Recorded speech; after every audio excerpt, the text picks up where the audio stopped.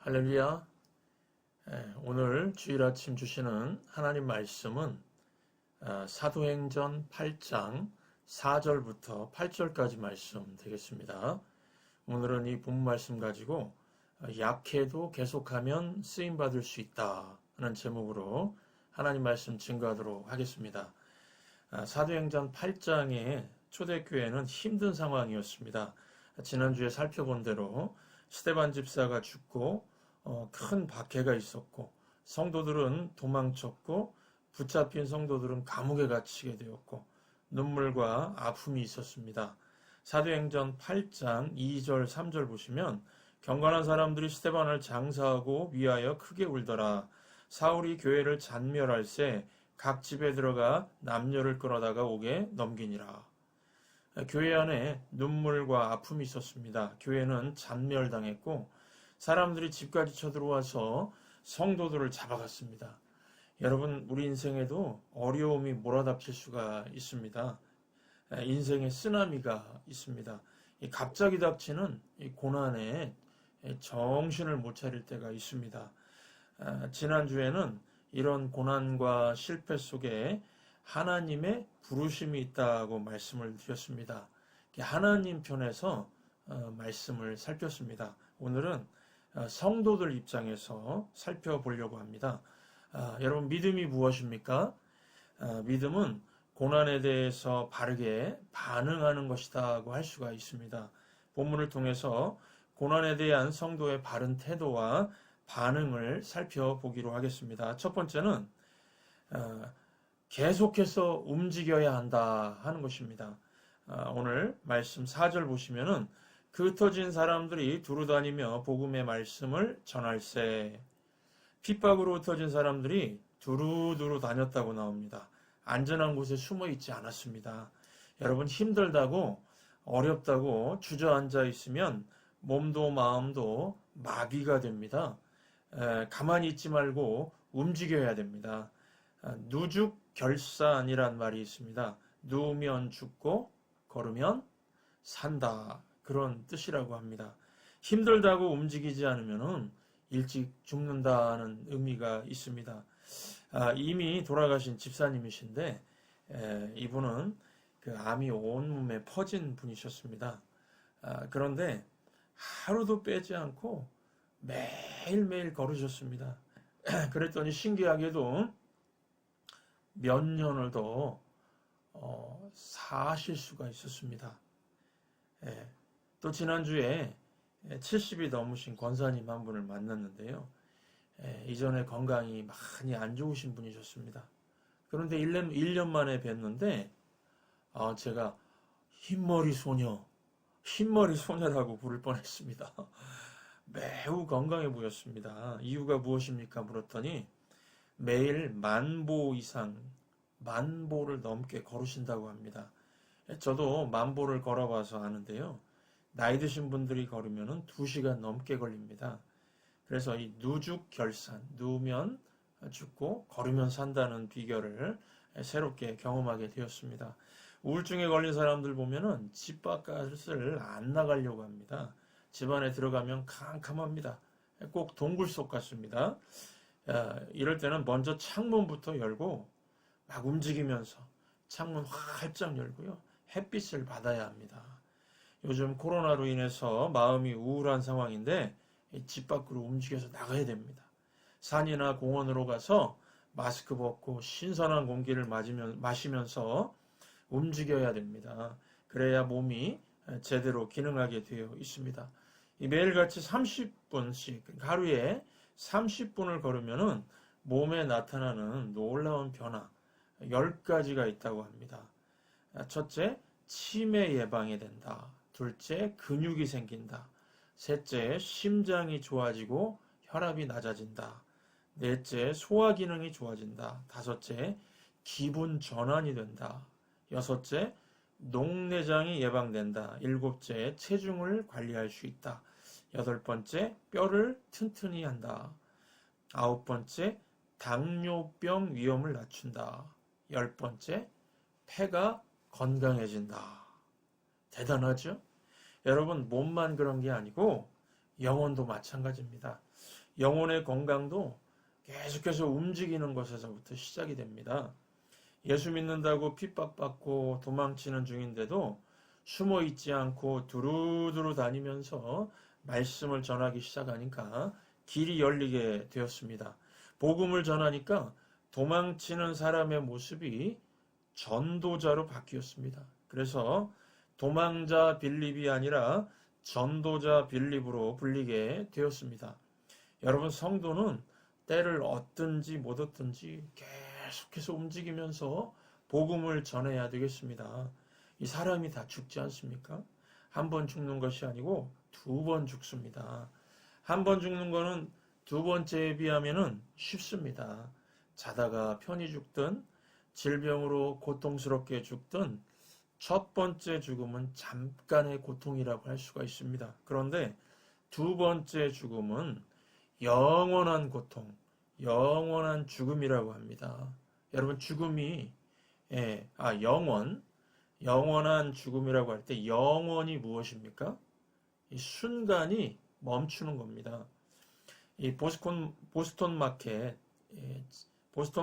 가면은 이 통닭들이 긴 쇠파이프에 매달려서 뜨거운 불 속에서 뱅뱅 도는 걸 볼 수가 있습니다. 그런데요, 만약에 살아있는 닭이 그 중에 있다면 어떻게 될까요? 꼬꼬댁도 아니고 그냥 꺼! 꺼! 하고 소리 지르는데 그 순간이 영원히 간다고 한번 생각해 보십시오.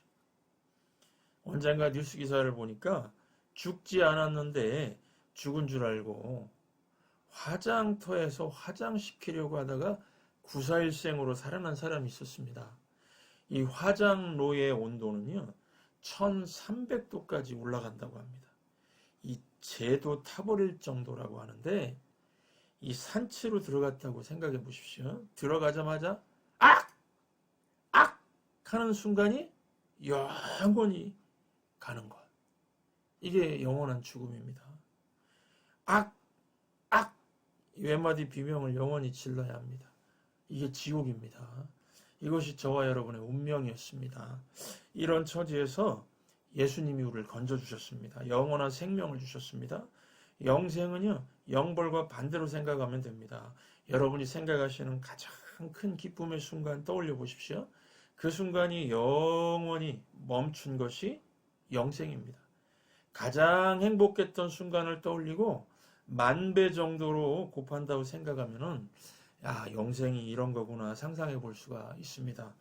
죄로 인해서 죽을 수밖에 없는 우리를 예수님이 십자가의 보혈로 씻어주시고 우리를 건져주셨습니다.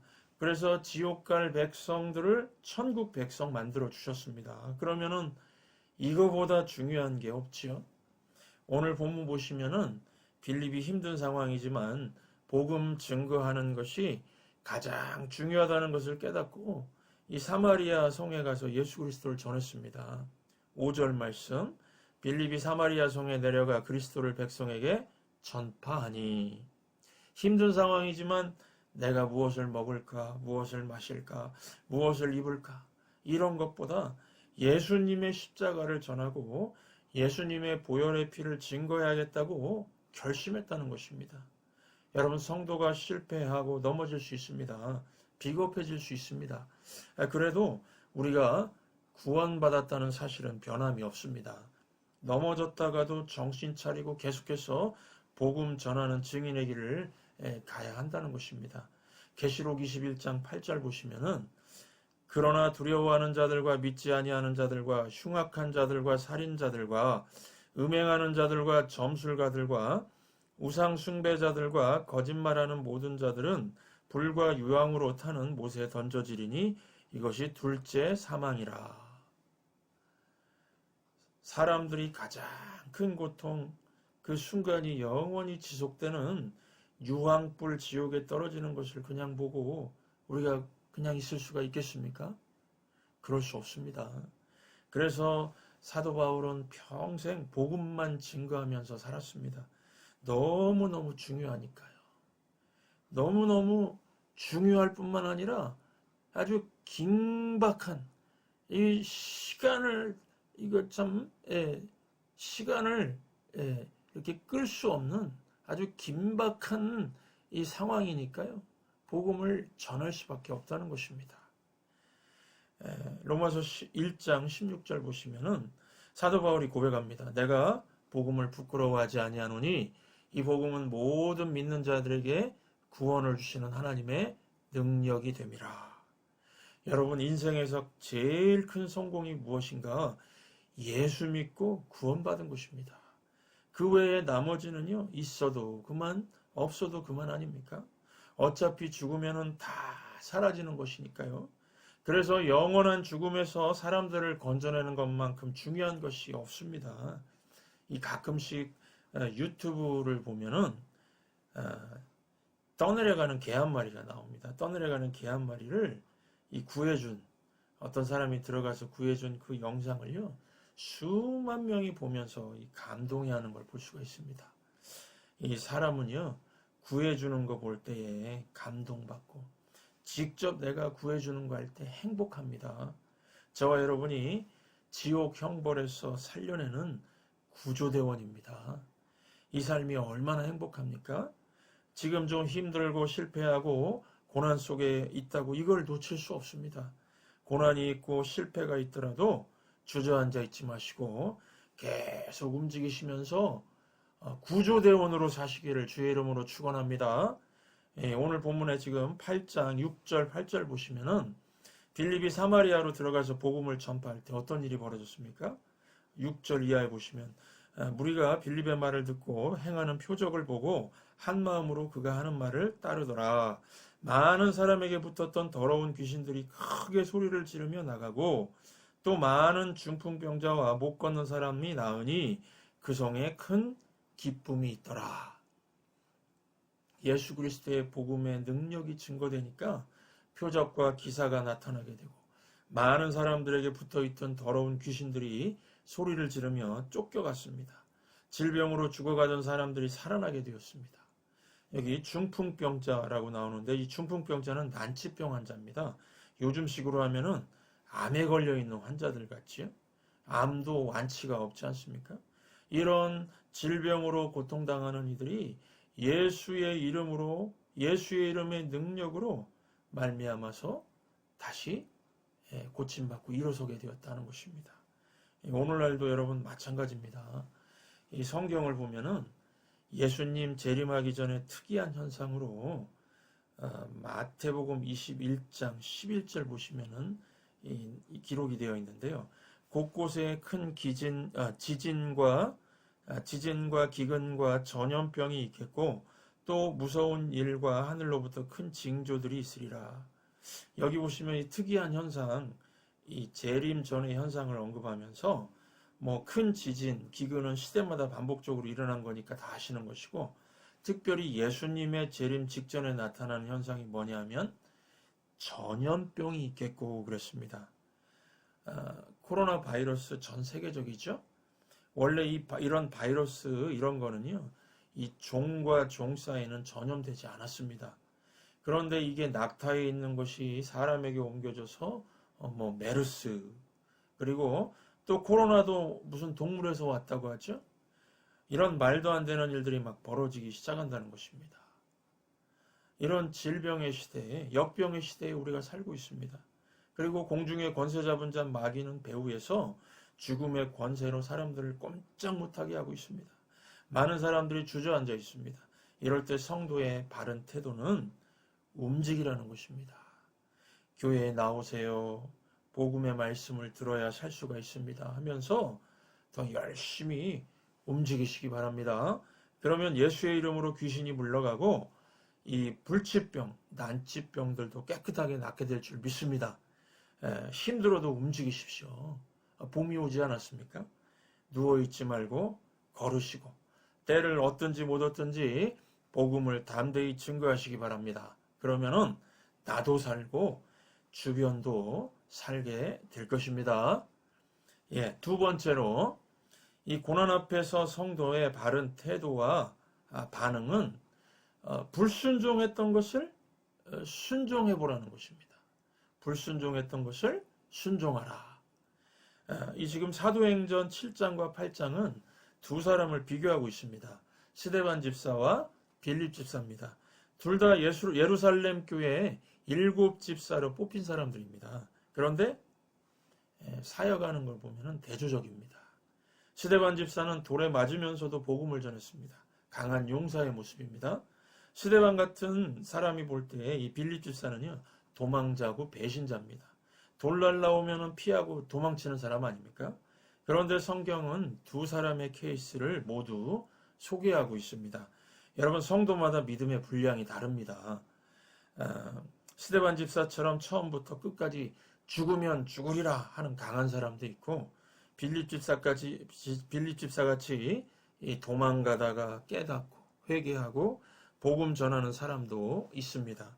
스데반 집사 다음에 이 빌립 집사를 소개하는 것이 의미가 있다고 생각합니다.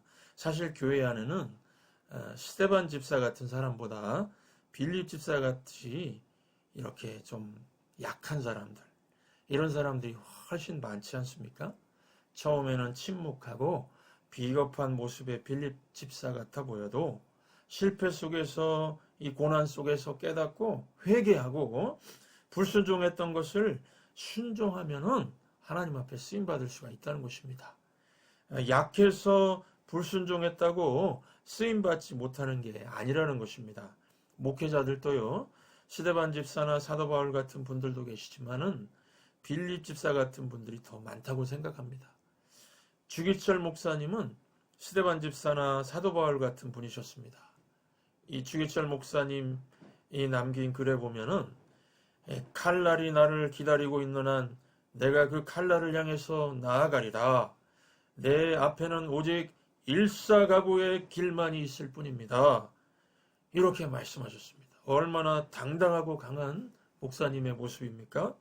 주기철 목사님 같이 일사가구의 신앙으로 47세에 순교하신 분도 있었지만은 일본의 핍박에 못 이겨서 신사참배하고 나중에 회개한 다음에 성도들을 끝까지 돌아보신 목사님들이 훨씬 많았습니다. 목사들도 약해서 불순종할 수 있다는 것입니다. 그렇다고 수치심에 주저앉아 있어야 합니까? 아닙니다. 약해서 불순종했던 것을 순종하면 된다는 것입니다. 그러면 더 크게 쓰임받을 수도 있다는 것입니다. 오늘 8절 보시면은 그 성에 큰 기쁨이 있더라. 빌립을 통해서 사마리아에 놀라운 구원의 역사가 나타났습니다. 강한 스데반 집사를 통해서는 사람들 반응이 어땠습니까? 분노하고 이를 갈았다고 그랬습니다. 사도행전 7장 54절 보시면은 그들이 이 말을 듣고 마음에 찔려 그를 향하여 이를 갈거늘 스데반 집사는 열매가 많지 않았습니다. 도리어 순교당했습니다. 그런데 도망자이고 비겁자인 빌립이 복음을 전했을 때는 엄청난 변화가 나타나지 않습니까? 이 말씀의 이 교훈이 무엇입니까? 약해도 넘어지더라도 다시 순종의 길로 가면은 크게 쓰임받을 수가 있다는 것입니다. 빌립이 회개하고 불순종한 것을 순종하니까 오늘 6절, 7절 보시면 무리가 빌립의 말을 듣고 행하는 표적을 보고 한 마음으로 그가 하는 말을 따르더라. 많은 사람에게 붙었던 더러운 귀신들이 크게 소리를 지르며 나가고 또 많은 중풍병자와 못 걷는 사람이 나으니 그 성에 큰 기쁨이 있더라. 이 스데반 집사보다 더 많은 열매를 주시지 않습니까? 저는 이 코로나 역병의 시기가 지금 1년 6개월을 지나면서 기도 제목이 하나 생겼습니다. 한국 교회가 신사참배 문제로 둘로 나눠진 일이 생각났기 때문입니다. 신사참배 거부했던 스데반 집사 같은 분들은 신사참배 했던 사람들을 비겁자라고, 빌립 같다고, 약해 빠졌다고 몰아붙였습니다. 이 코로나가 끝나면요, 교회들이 이렇게 나눠질까 봐서 제가 기도하고 있습니다. 여러분, 하나님은 스데반 집사도 사용하셨고 빌립 집사도 사용하셨습니다. 아직까지 온라인 예배 드리는 교회 있습니다. 이런 교회도 하나님께서 사용하실 겁니다. 또 아직까지 대면 예배 못 나오시는 가정들이 있습니다. 이런 가정들도 하나님께서 사용하실 것이라는 겁니다. 강한 사람들만 쓰시는 것이 아니라 약해도 쓰임받을 수가 있다는 것입니다. 인생을 살아보면 어떻습니까? 상처가 있고 깨지고 넘어짐이 있습니다. 초라함이 있습니다. 이때 어떤 분들은 자포자기해버립니다. 나는 끝난 인생입니다. 그런데 여러분 그렇지 않습니다. 있는 모습 그대로 다 쓰임받을 수 있습니다. 오히려 상처 있는 분들이 쓰임받으면요 더 깊이 있게 쓰임받을 수 있습니다. 그래서 빌립 집사 케이스를 스데반 집사 다음에 기록한 것입니다. 빌립 집사는 자신이 형편없어 보이고 수치스럽고 그랬을 것입니다. 그런데 있는 모습 그대로 있는 자리에서 순종하니까 큰 부흥이 일어났습니다. 저는 빌립 집사의 스토리를 보면서 하나님께 위로를 받았습니다. 감사를 드렸습니다. 왜냐하면 제가 빌립 집사처럼 느껴졌기 때문입니다. 아마도 교회 안에 90% 이상 성도는 빌립 집사 같은 모습일 것입니다. 인생이 실패만 거듭하다가 나이만 많이 먹었다고 생각하시는 분 계십니까? 대개 50세만 지나도요 싱그럽다. 그 사람 참 싱그럽다 이런 표현하기 어려운 것 같습니다. 이 자리에도 흰머리 소녀들 지금 많으시죠. 또 흰머리 소년들도 계시고요. 그냥 있는 자리에서 충성하시기 바랍니다. 또 젊은 청년들도 앉아 있는데 요셉처럼 꿈이 있습니까? 요즘은요 한 80% 이상은 이 젊은이들 청년들도 꿈이 없이 사는 것 같습니다. 뭐 꿈도 없고 현실과 타협도 하면서 살 수 있습니다. 저와 여러분들의 모습 가운데 이 빌립의 모습이 있다는 것입니다. 상처 때문에 아파하고 괴로워하고 현실 앞에서 타협하면서 비겁해지기도 합니다. 우리의 모습을 봐도 스스로 답답해하지 않습니까? 성도들이 무슨 특공 용사처럼 죽으면 죽으리라 강한 모습만 있는 것이 아니라 그런 분들은 더 충성하시면 되고요. 약한 사람, 나이 많은 사람, 상처받은 사람, 세상 앞에서 비겁한 선택을 하며 사는 사람, 실패가 많은 사람 다 교회에는 섞여 있습니다. 이것이 오늘날 교회의 현주소 아닙니까? 스데반 같이 용기 있는 사람도 있지만 대부분은 빌립 집사 같지 않습니까? 어느 여자가요, 강물에 떠내려가고 있었다고 합니다. 그때 어떤 남자가 들어가서 구조해서 데리고 나왔다는 것입니다. 구경하는 사람들이 박수를 치면서 그 남자 주변으로 모이니까 이 남자 하는 말, 이 첫 마디가 무엇이었을까요? 주위를 둘러보면서 누가 나 밀었어? 누가 나 밀었어? 누가 나 밀었어였다고 합니다. 용기 있게 뛰어들어간 것이 아니라 누가 밀어서 들어갔다는 것입니다. 여러분, 밀어서 들어갔어도 물에 빠진 사람을 구하지 않습니까? 요즘 계속 실패하고 상처받는 분 계십니까? 자기 자신을 못난이라고 자책하지 마시기 바랍니다. 못나고 약해도 계속하면 쓰임받을 수 있습니다. 이번 한 주간이 지금 고난주간 시작이 되는데요. 주님 앞에 서 있는 모습 그대로 나오시기 바랍니다. 5일 동안 우리가 새벽 부흥회를 하는데 도전해 보시기 바랍니다. 의지가 약해서 하루 이틀 빠지더라도 있는 모습 그대로 충성하시기 바랍니다. 주님께서 큰 기쁨을 주시고 놀라운 구원의 은혜를 베풀어 주실 줄 믿습니다.